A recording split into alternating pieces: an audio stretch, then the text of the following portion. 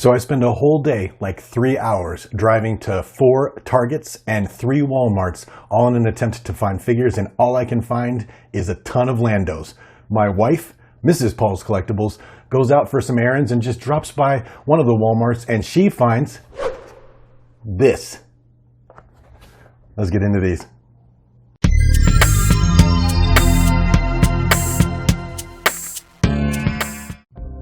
All right, welcome to another episode of Paul's Collectibles. If you're new to the channel, it's good to have you. Thanks for stopping by and giving me a shot. Or if you're one of my subscribers or somebody who's been watching my videos for a while, you already know I greatly appreciate having you. Thank you so much for the support. Today we're going to be talking about 3 vintage collection figures that Mrs. Paul's Collectibles was actually able to find on a peg. This whole wave is the one that contains Bo-Katan, and I've already done a review or overview of her because she came in on a single that I had ordered from Dorkside Toys, I believe. I've still got the whole case ordered and it should be here soon. And I've got the Mithril, which is sitting at my mailbox, and I haven't gone and gotten him yet. But today we're gonna go over the Hoth Rebel Soldier, Kuill, and Lobot. Had to check down there. But with that, let's get these in front of some lights and see what I'll be adding to my 3 3/4 inch Star Wars action figure collection today. Okay, so there's the 4 from this wave that I've been able to attain thus far: Bo-Katan Kryze, Kuill, Rebel Soldier, Echo Base, Battle Gear, and Lobot. Now, as I mentioned earlier, these were found on pegs by my wife, who has all the luck, and this was sent to me by Dorkside Toys, and I've already done a review on Katie Sackhoff, Bo-Katan Kryze, so we won't be talking about her today.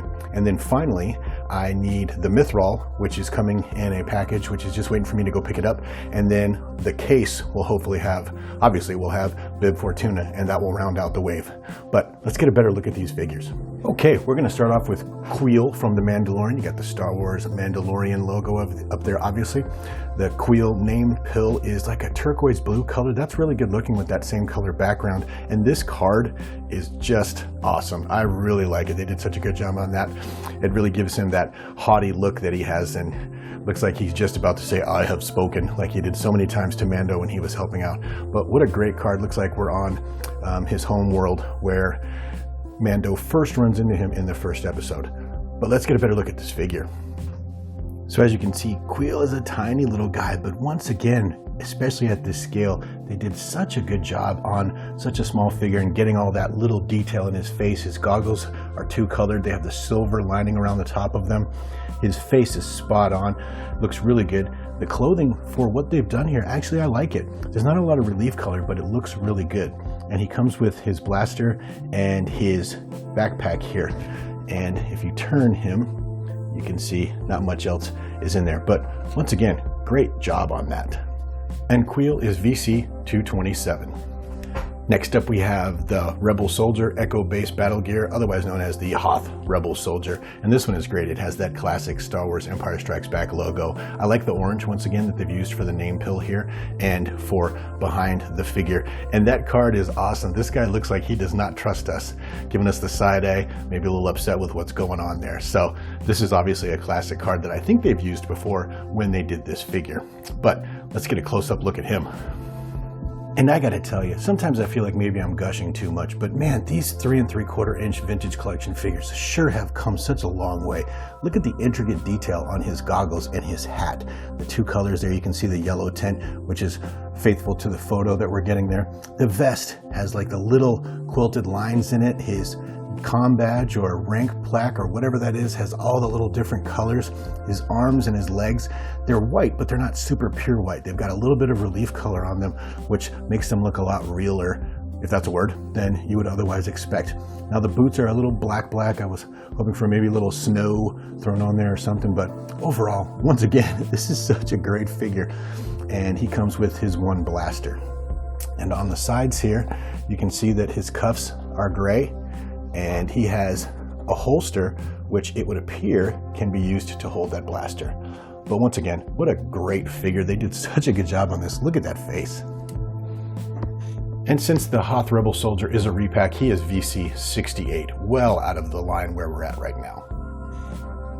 And then finally, The last figure of the 3 that I was able to get today, due to the wonderful luck of my wife, is Lobot. Once again, Star Wars Empire Strikes Back logo, Lobot with the orange background on his pill there. I love the stormtroopers in the background. Obviously, this is going to end up being my favorite figure out of the wave as far as the cards go, because it's got stormtroopers on it, and I'm a sucker for stormtroopers. But that's Lobot. That's what we remember. He's a pretty plain guy, plain belt. I love the puffy sleeves, and he's just standing there looking at you like he doesn't trust you either. So a lot of mistrust with this wave on the character cards. Let's get a better look at that figure. Okay, there's Lobot up close. Once again, not exactly a super exciting character. This one will be nice to have so that if you have that Bespin playset, you can put him with the Lando we just got and some of the stormtroopers to really fill out that diorama. But look at that, you know, just kind of the gray clothing is, well, it's the gray clothing, and his white puffy sleeves are, well, kind of the white puffy sleeves. They did a really good job on his face as usual, and they have the headpiece looking good there. You can see on the sides. They did a wonderfully intricate job on that. And he's kind of a plain guy. Just comes with his blaster. He's just kind of there, kind of round out the scene, kind of fill out your diorama, hopefully. And apparently we've never gotten Lobot before because he's VC223. But there you have it. Just a quick look at 3 of the figures from the latest wave that my wife was lucky enough to pick up in the store. Now, you've probably already seen these. They've been out for a while, and many other people already have them, but we still took a look at them anyway because that's what we do here at Paul's Collectibles. So once again, Rebel Soldier Hoth, Kuill, and Lobot, and I'm just waiting for the Mythrol and Bib Fortuna to get here. But until they do, I will see you on the next video.